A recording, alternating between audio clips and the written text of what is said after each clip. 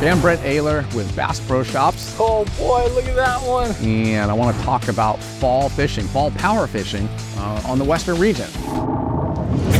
Oh my goodness. That's like a 4-pounder. This is fall fishing 101. So I'm from California. I fish in all those Western lakes out there. One thing I really like about the fall fishing, the fish are kind of coming off that summertime pattern. In the summertime, they get pretty lethargic. They actually feed a lot at night. So it's tougher fishing during the daytime because they hunker down, they get deeper, they get harder to catch. When the fall happens, you start getting those lower temperatures in the evening, cooler temperatures during the day, that water temperature drops. Those fish know that it's time to really feed up for the winter time. They bulk up, kind of like a bear. You know, bears, before they go into hibernation, the fall time is a great time to power fish for bass and catch a lot of fish and have a good time. Gosh, that's a big one right there. You know, as a general rule, in the fall, to me, there's really 3 fall transitions.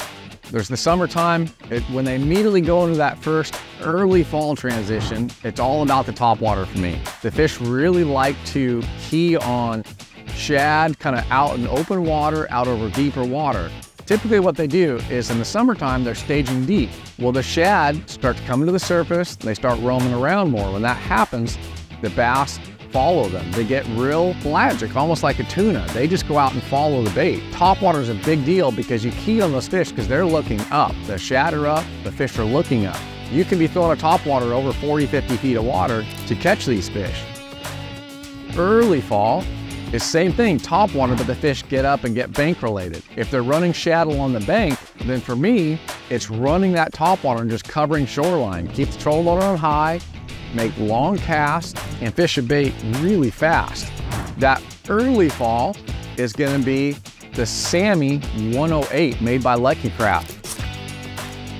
This is a kind of a middle of the road size-wise for a topwater. It's not really small, it's not really big, but it's a walking topwater. With a walking topwater like this, I can cover a ton of water and fish it really fast. Sammy 108, just covering a ton of water. Now what I'll do is I'll put that on a Daiwa Tattoo Elite. It's a 6'9" medium light action rod. With a topwater, you want a really limber rod, a really soft tip rod. The reasoning for that is you have all these treble hooks on there, and I'm throwing it on Sunline 30-pound braided line. With the braided line, I can make really long casts. With a stiffer rod, when a fish bites it and you pull into them, your odds of pulling that bait out of their mouth or tearing the trebles out of their mouth are higher. When you're throwing a topwater, that's what you want. Fall power fishing. Yes! Now, when it comes to running bank, same rod, same reel, same everything, but now I'm just going down the bank and just casting a long, long cast, fishing it really fast and covering a ton of water. Now, if there are targets in the water, a lot of times you'll fish lakes that have bushes and shoreline structure. The unique thing about the Sammy 108 is that it sits flat in the water. It doesn't sit tail down in the water, it sits flat. Now what that does, it allows me to fish it ultra slow. So if I see a target, let's say it's a buck bush or something that's on the shoreline in the water, and I feel like the fish are hiding in that bush and waiting to ambush something, I can throw this next to that bush and walk it and let it stop. Walk it and let it stop. Walk and let it stop. So I can fish it really slow, but I can also fish this thing really fast and cover a ton of water. So that's early fall. What happens after this, the middle transition of fall, the water temps start to cool down, the fish don't school as much, and they won't bite the topwater because the water gets colder. They don't like to come to the surface. They get subsurface. When that happens, I go with 2 different baits. One is a lightning pointer made by Lucky Craft. This is the DD lightning pointer. DD stands for deep diver. I throw it on the same rod that I throw the topwater on. Now the same thing for topwater and jerkbait. I want that really soft tip, that limber rod. Tattoo Elite reel. The reason I like Tattoo Elite reel with the topwater, the jerkbait, and a crankbait is that it's a distance casting reel. The distance casting reel means I can make a longer cast, keeping the strike zone longer, and get that bait deeper now because I'm casting farther. Now with this jerkbait, I like to change out the treble hooks to a Gamakatsu G-Finesse treble hook. And the reason for that is it's a very stiff hook, but it's a very thin hook, and it's also coated with this nano coat. That nano coat is very slick, so it takes very little pressure to get hook penetration. And for some reason, I land way more fish with that treble hook. So I swap out the stock treble hooks with that Gami G-Finesse treble hook. And then the line I either throw 10 or 12 pound sunline fluorocarbon, depending on the cover. If it's out in open water, I like 10 pound fluorocarbon because I can get that bait deeper. If I'm fishing around cover, whether it's grass or if there's any timber in the water, then I'm going to go with a 12 pound just so I have a little bit heavier line, so if the fish get tangled in something, my odds of keeping them pegged and not breaking my line are a lot better. So 10 or 12 sunline fluorocarbon, and then again that same rod that I use for the topwater. Now the other bait for middle actually works for both middle and the post end of fall are two crankbaits. I would say earlier to the end is when I'm going to throw a Lucky Craft 1.5. It's a square bill crankbait.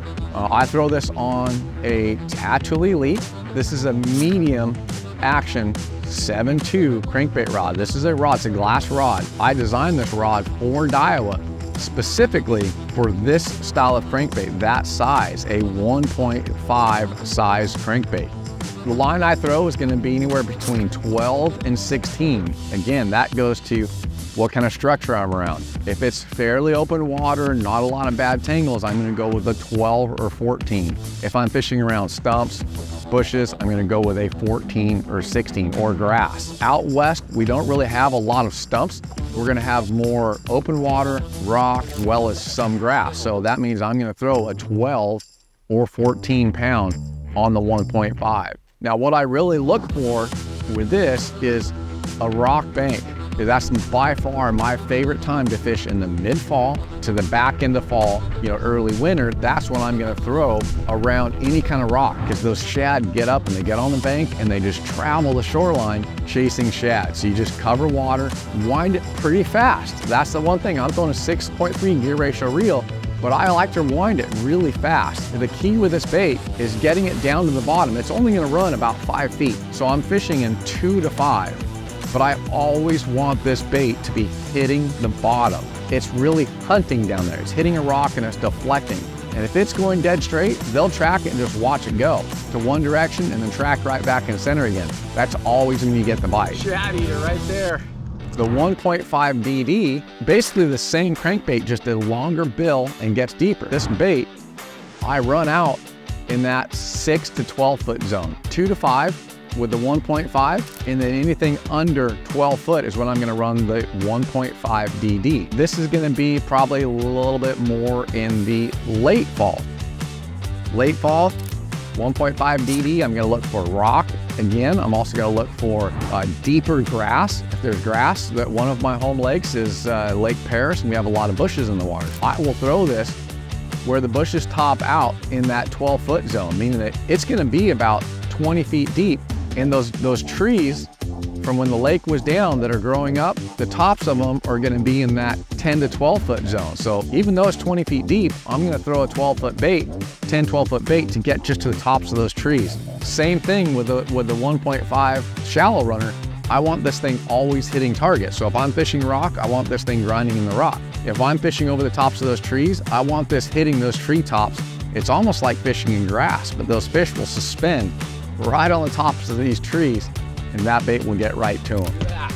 Those are the 4 basic baits that I throw out west in the fall, and it's just a great power fishing way to do it. And I have it kind of keyed out between early fall, mid-fall, and late fall. And with these baits, the rod and reel, I've got it set up. I've been doing it for years and years. I know exactly what I'm going to do. There's no guessing on what I'm going to do in the fall. It's going to be this right here. Great place to go grab this stuff. Just jump online at Bass Pro or go to your local Bass Pro shops. Power fishing at its best. I think we're going to call it a day. Had a really good time.